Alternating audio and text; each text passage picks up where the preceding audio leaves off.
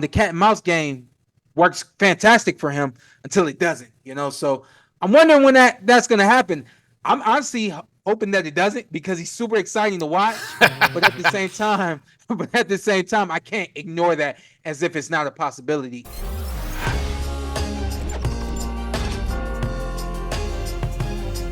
Welcome into the ranking show here on ProBox TV. Download the ProBox TV app. Never fall behind in your boxing news. Also, the best way to watch our fights. So, the ranking show. We take the names and we rank them. It's exactly what we say we do in the Cruiserweight division. Right now, red hot. So many great names in it. It used to be kind of a stopping point before you got to heavyweight. No more. It is full of talent. To help me go through the names in studio, I have the champ, Chris Algieri, joining us via Zoom. Paulie Malignaggi and Showtime, Sean Porter.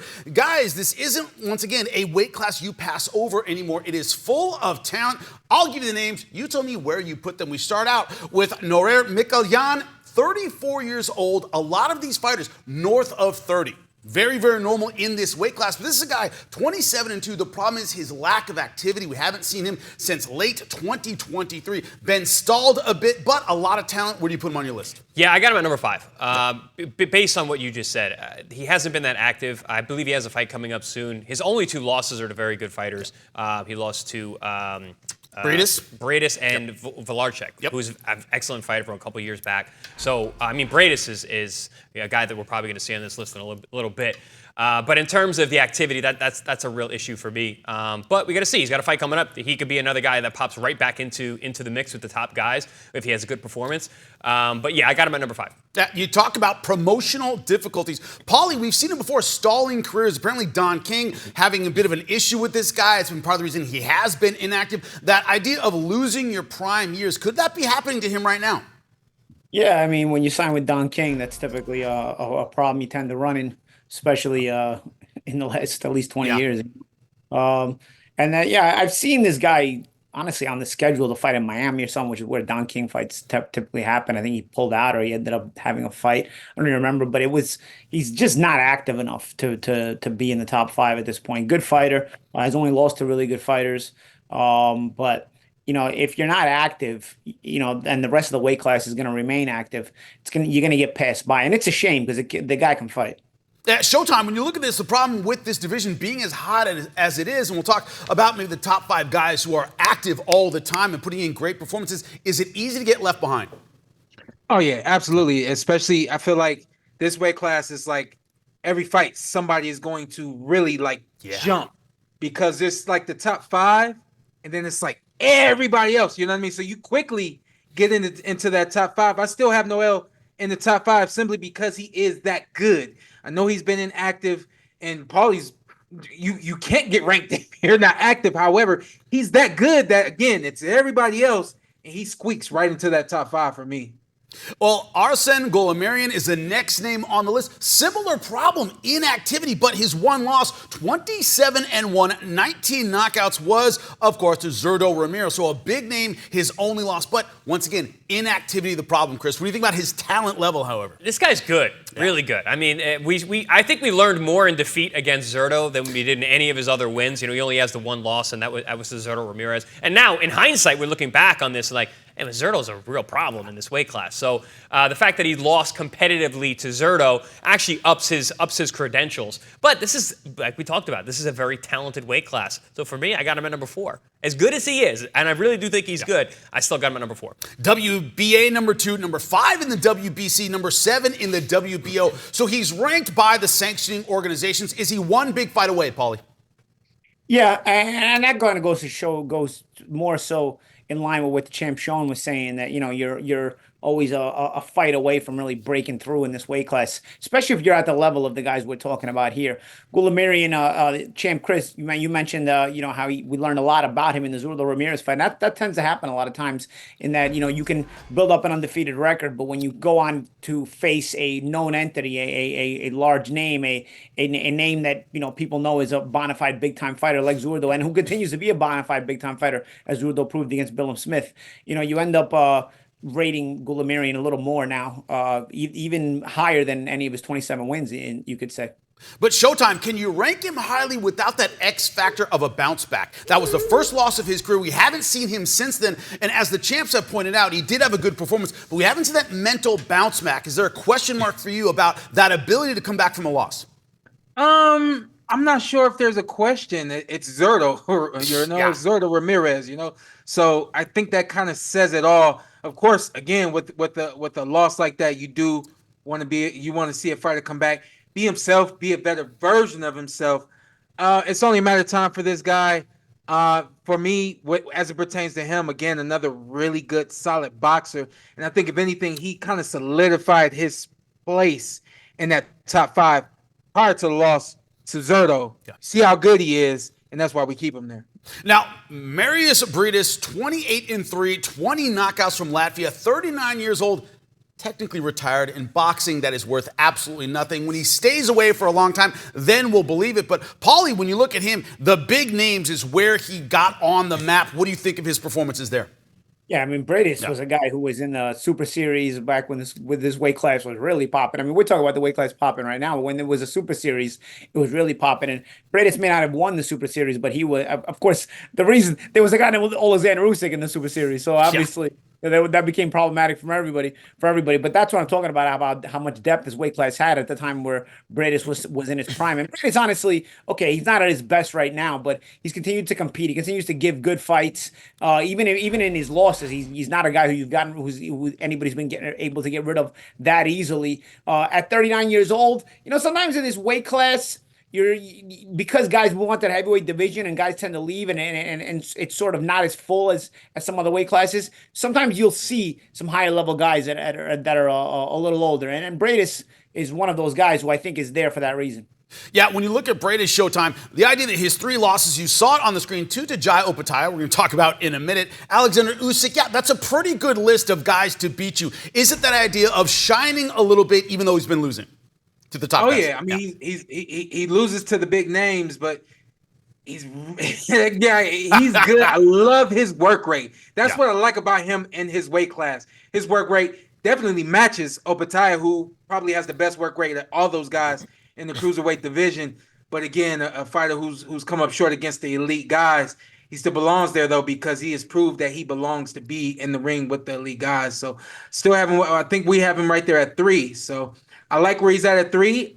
And again, one fight, one win away from a world championship title.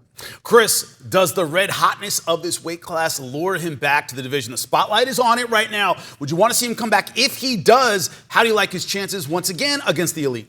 Well, I mean, I didn't even have him on my list at first because he's retired, quote unquote, like you said, which doesn't mean anything in this sport, especially when you got a division that's hot the way it is. But I think you might come back. Yeah, I mean, just throwing that out there right now. I might come back at Cruiserweight. There's a lot of talk around Cruiserweight now. Anyway, with Briedis though, I mean, I really like Briedis. So let's talk about his 3 losses real quick, because we're talking about the most notable fights. Unfortunately, it's all of his losses, but you got to look at his performances in those losses. Usyk was a majority decision. I think it was 114, 112, or 114, 113. Close one, yeah. And then one of the judges had it even. That's the closest fight of Usyk's career almost. So you got a guy who is really, really top level at cruiserweight. And then the 2 fights with Jai Opetaia, I think the first fight he broke his jaw. Yep. I think he broke Opetaia's jaw. Second fight he busted his nose up and finished really strong. For a 39-year-old guy to finish strong against such a super stud athlete like Opetaia, this guy still probably has a lot left in the tank. And he can do that because of his style. He is a smart sharpshooter, and he's got real power. He can find a home for those right hands. He sets things up, and his courage under fire. When you got a guy like Opetaia who starts cutting angles, super athletic, is really quick, is long and big for the weight class, but he was just staying, waiting for that sniper right hand. Very, very impressive. The way he fights, I could see him coming back and making some real noise in this division. He's the kind of guy who you learn about the fighter you put him in with, Yes. With Briedis, he's already proven the guys we learn a lot about Opetaia in those Absolutely. fights. Opetaia was probably saying Mairis Briedis, he still got it. I don't know if this guy still has it. Well, speaking of that, Paulie, great transition when it comes to Chris Billam-Smith, 20-2. Young in his career in terms of number of fights for this division, but Showtime, let me start with you. What did we learn about him in the loss to Zurdo? A competitive fight, but faded down the stretch against that volume attack. What did you think of that performance? I hated to see him fade because I thought that early on, this was 50-50, early on, and then he clearly he started to fade. Both those guys are humongous. Yeah. And I didn't realize how big either of those guys were until seeing them against one another, seeing the kind of punches that they were landing on one another. But I think Zurdo's power just kind of wore him down a little bit towards the end. The thing that I feel I learned from him, because I hadn't ever seen him before, he's a really good boxer. You can tell that he's smart, picks his punches very well. And I think, again, a fighter that's 1 or 2 good workouts away from being able to be in the ring with the elite guys and take them for a run from rounds 1 through 12. Now, Paulie, what I'm curious about is we're going to talk about a little bit when we talk about Zurdo, when we talk about Opetaia, that style of big guys, but they're athletic, they have a lot of volume. If you can't deal with that kind of attack, you're not going to rise any higher than you are. What's your thought on that when it comes to Billam-Smith's inability to deal with the volume of Zurdo? Opetaia, similar style. What do you think of it? Yeah, I mean, for me, a lot of those Western Europeans, they don't have a level change a lot of times, and then you throw off the volume, you throw off the ability for a guy to sort of overwhelm you in some facets. Listen, if a guy's gonna overwhelm you, he's gonna overwhelm you. But in some facets, when you're changing looks, you're changing height, and you're attacking off of those different looks. A lot of Western Europeans, even as athletic as they are, and Billam-Smith comes off as an athletic guy. I mean, he gets his hands off pretty well. He's durable, obviously, on that aspect as well. He makes him a good fighter. But, I think he has an issue with volume guys because he's given the same look too much. And there's nothing, once the pressure fighter sort of hones in on what he's going to see, he realizes what he's going to see, he realizes how to deal with it. And especially if he's a world-class pressure fighter, he's just going to go at it, and that's it. And Billam-Smith doesn't have the adjustment in that manner. And I think that's a problem sometimes we see with Western European champions, even Western European high-level fighters. And it's something that probably could use a little bit of adjusting in that style. Yeah, that's another thing you always hear about in the amateurs, Chris, is, man, Europeans are real technical, but when you change the speed, they don't often go with you. Is that a weakness of Billam-Smith? Well, with Billam-Smith, what I saw, I mean, everything the champs just said, super technical, very physically strong, big, but just he could not deal with the volume. And that was something that he actually said in an interview leading up to the fight. He said, I'm going to match his volume and I'm going to beat him. I was like, that's not a good idea. Because it didn't work out. You said it on our air. You said that's a bad idea. That's a bad idea. I think that Billam-Smith should have used what he's good at, fundamentals and power. We saw that left hook, man. The left hooks that he was landing on Zurdo, I learned a lot about Zurdo's chin that night as well. I'm very, very impressed because Billam-Smith looks very strong. I mean, physically built well, but also punches with authority. That's what kept him in the fight. Because I thought he was going to get stopped. The amount of body punches that he was taking, the hard shots that he was taking, the durability was there, but also he'd be getting hurt, and then he'd come back with a big left hook and land on Zurdo, and it would just give him enough reprieve that he could stay in the fight. Super durable guy. I think he gives everyone in this division a hard fight. His only other loss he avenged. So you gotta look. I know, yes, he lost to Zurdo, but guys, Zurdo is Zurdo. But Chris Billam-Smith is a dangerous guy in this weight class. Definitely has a lot left in the tank. Well, let's talk about it. Let's talk about Gilberto Ramirez. You talk about losses. He lost to some bum, Dimitri Bivol, some guy I've never heard of in my life. Of course, we know that was at 175 pounds. But this guy who came up from 168 originally. But Chris, one thing you notice in combat sports is power punchers don't necessarily change divisions that well because the power at 68 is not power at 175. Volume works from 145 to 205. And this idea that Zurdo has made volume work even in the heavier weight class, how has he done it? Well, he's done it because he's got a fantastic chin. I mean, it's incredible to see a guy come up from 168, go to 75, and now at cruiserweight and taking shots from the top 5 cruiserweights in the world and walking through it like nothing. Part of his ability to deal with that, I think, is his body work. He is consistent to the body. He beats your body up from round 1 until either the fight's over, whether it be a decision or he stops you. And I think that actually kept Billam-Smith, really on his heels all night was the body work, consistently letting those hands fly. Another thing that I think really helps Zurdo is he's used to hand speed from 68-pounders. Now he's got 200-pound guys. Chris Billam-Smith, yeah, he's athletic for a cruiserweight. He's not athletic for a 68-pounder. They're quick. Zurdo's used to 68-pounders, guys with that kind of hand speed. He fought Bivol. He's used to guys who can move like that. Also in that Bivol fight, I believe he was very, very weight trained. He was killing himself to make the weight. He moved up to cruiserweight after that. I like him better at cruiserweight than I did at 175, and even better than I liked him at 68. I think this guy can do some real damage here at cruiser and maybe even heavyweight. Yeah, here's the difference. He's our universal number 2 on everybody's list was Gilberto Ramirez. Paulie, do you think we're talking about him as number 1 next year? What are your thoughts on it? It depends on where Opetaia goes. I'm not convinced that the chin holds up if you're just going to be a volume guy against a guy who's as big and strong as Opetaia. I think with Opetaia, you're not just going to be able to out volume him, because the thing about volume guys is as they move up in weight, you talk about the power, maybe you don't carry it up, but the volume you can. Well, the offsetting to the carrying the volume is you're going to be in range. Guys with volume punches are in range to get hit a lot more, So when you're fighting bigger, stronger guys, it could affect you in that you may feel the shots from the bigger power from bigger guys. Are we going to be talking about Zurdo at 1? If you eliminate Opetaia, yeah. I mean, I don't know. I'm not sure right now I'd pick him against Opetaia, but I think this weight class is people are probably starting to realize, since we haven't mentioned Opetaia, and it's Opetaia and then there's everyone else we talk about. Yeah, that's the battle for number 1. Do you see Opetaia Showtime having that get off me power that Chris Billam-Smith had early in the fight but lost late? Can Opetaia keep that get off me power from round 1 to round 12? I gotta tell you, man, I've been big on Opetaia for some time. I caught wind of him a couple of years ago, and I said, man, this kid is excellent. But I got a few marks on the kid. The biggest mark that I have on him is his athleticism. Fantastic athlete, but he reminds me of a Roy Jones Jr., where it seems to be like that's the only thing that he relies on is his athleticism, his ability to get in and get out, use the ring, be very fast. Of course, that's great, excellent, especially at a weight class where most guys are plotters and can't move the way that he does. But should he run into somebody like Zurdo, who has a chin and has the power that we've seen Opetaia get, he gets caught up from points, here and there, getting caught in things of that nature. The question that we have is, does he have the chin to hold up? We saw him take some shots from Mairis, I believe, from Briedis. Yep. We saw him take some shots from that guy. But outside of Briedis, we haven't seen him take some legit heavy pounding, especially accumulative over and over. I believe that Zurdo's the kind of guy that can eventually catch up to him. I don't think Zurdo's the kind of guy that's going to wear down trying to catch him, So my biggest mark on Opetaia, even though I think he's great, is, are you a game planner? Do you have anything in your bag beyond being very quick, very fast, and being able to hit and move? The cat and mouse game works fantastic for him until it doesn't, So I'm wondering when that's going to happen. I'm honestly hoping that it doesn't, because he's super exciting to watch. But at the same time, I can't ignore that as if it's not a possibility, especially with Zurdo.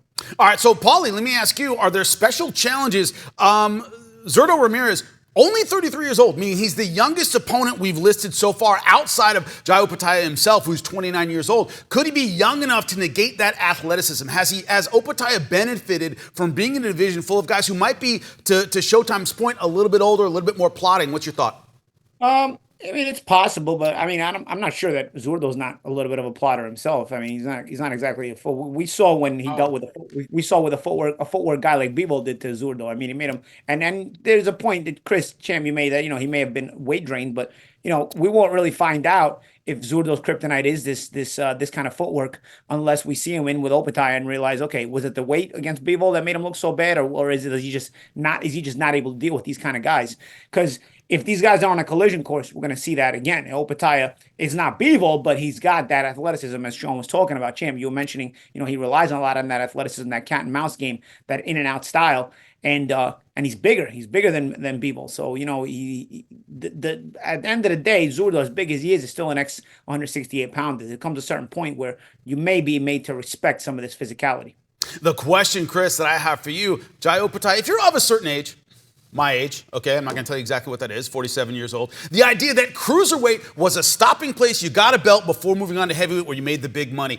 Opetaia has kind of made cruiserweight his home. It's a great division right now, loaded with talent, but is he moving up to heavyweight before we have a chance to see if he can be like the biggest name in cruiserweight history? Does he move on to heavyweight before that? We talk about his size, his strength, his athleticism. What do you think his choice is? I think that's the only way that this matchup doesn't happen, Zurdo and Opetaia, if Opetaia really can't make the weight anymore. Because I saw that in the last fight with Mairis Briedis. I could tell by the face of Opetaia, he cuts a lot of weight to make. And he's big and shredded at cruiserweight. He's a heavyweight. Yeah. He's a heavyweight making cruiserweight right now. So he's going to end up at heavyweight. And listen, I'm going to make a bold statement. On paper, Opetaia wins against Zurdo. On paper. But how much of making that weight is going to sap a guy like Opetaia? Especially a body puncher. So a couple points. One, Gilberto Ramirez, he's a volume guy, finishes fights strong. Also throws a ton of body punches, weakens his opponent. But also, Opetaia, stylistically, being the athletic, being the cat and mouse guy like you're talking about, Sean, guy who really relies on his athleticism, those guys are always affected more by weight cuts than plotters. So even though Zerto's a big guy too, he cuts a lot of weight, his style, like you said, champ, he's not really a footwork guy. He's going to come forward, he's going to throw heavy volume, he's going to be physical.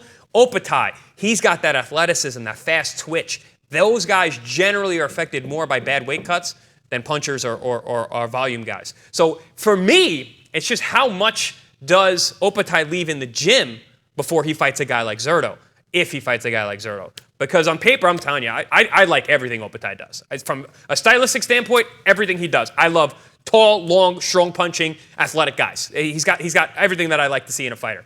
But it's just when and where this fight happens matters. Yeah, as we all know, Roy Jones Jr. went from heavyweight to light heavyweight and was never the same guy, having to shred all of that lean muscle. Never the same guy. So before I let everybody go, of course, the talk of Alexander Usyk going back down to cruiserweight, which he said he's going to do, should he win a rematch with Tyson Fury or maybe win a trilogy with Tyson Fury? There'd be big money on the table for that. Going back down to cruiserweight, where he came from. Gentlemen, this was unheard of in my day. Once you were a heavyweight, that's where the big money was. That's where the big fights were. How serious do you think Usyk is, and how would he do coming back down? As we just said, shredding that weight again and losing it when your body's not used to it, very, very taxing. Chris, you buying or selling him coming back to cruiserweight? One thing I will never do, I will never question the seriousness of Alexander Usyk. Whatever he says, that man believes it. Yeah, what do you think, Paulie? He comes back down to cruiserweight? I do question it. Yeah, I do question it. I mean, how serious he is. I think about what happened to Roy Jones when at an elevated age, he went up to a higher weight class and then tried to come back down. It's not the same kind of cut. Once you're older, it affects you pretty badly. I could see this, though, a little wild card in this whole conversation. I could see Opetaia moving up to heavyweight. If Usyk retains the undisputed title or the unified title at this point, coming down. Not coming down, but giving the former cruiserweight champion a world title shot at heavyweight and then retiring after that. And then that way you'd see the dominant cruiserweight that was the guy that was dominant cruiserweight post Usyk against Usyk, who also was a dominant cruiserweight. Paulie, I can see that too, but Opetaia's got to beat Zerto. You still think I'm telling you, he's gonna beat Zerto. That's what I'm saying. I'm qualifying what you're saying. Paulie's you gotta be the unified cruiserweight. All in. Paulie's all in on it. Here's the thing, though. Hold on. He may not be able to fight Zerto if he moves up in weight, though. That's the only thing. And so if he moves up that heavyweight, even without the fight with Zerto, what I'm saying, champ, I think he needs to beat Zerto before he gets to be able to being the unquestioned number one. Right. Yeah. To jump right into another undisputed fight at heavyweight when you've never been undisputed at cruiser. I don't know. Showtime, you're our tiebreaker. What do you think, man? Shit, I forgot the questions. Usyk, does Usyk go down to cruiser? I think it's crazy to hear Usyk talking about coming back down. I think that's crazy. Like you said, once you're a heavyweight, you're always a heavyweight. I don't understand the rhyme and reason. Sean, you were a heavyweight in the amateurs. Say again? You were a heavyweight in the amateurs. You fought everybody in the amateurs, Jim. Look at the pot hole in the kettle black. Well, listen. Well, to your point, I think the only guy he's looking at that, hey, this guy can challenge me both with the movement and the boxing ability is Opetaia. I think that's the closest thing we've seen at this weight class since Usyk. So maybe Usyk is trying to dare to be great, even greater than he's already been by coming back down to fight Opetaia. And I agree with Chris. Opetaia and Zerto have to get it on. I feel like Opetaia has to really prove himself. He has to have that fight, not only for us, but for himself before he's willing to take on Alexander Usyk. Obviously, we know that economics of boxing doesn't always determine that. He can make a jump and just make it happen. But I like to see him and Zerto get it on first. And as for Usyk coming down, not really sure what the rhyme and reason is truly, but until he tells us anything less or anything different, I'm with Chris. I believe anything that man says. Paulie, I think you made a great case for maybe Opetaia coming up because the money is always in the heavyweight division. Your average boxing fan, right, the casual, knows about the heavyweight division. Opetaia, should he beat Zerto? undisputed cruiserweight champion, moving up to heavyweight. I think we might have a mega fight. And when that happens, that'll make news. And when it makes news, we talk about it right here on ProBox TV. Download the ProBox TV app. Never fall behind in your boxing news. And don't forget, we are back. That's right, 2025 with more ProBox TV. Download the app now. Take it easy. For more ProBox TV, scan the QR code on the screen or go to the App Store and Google Play. ProBox TV, your boxing channel.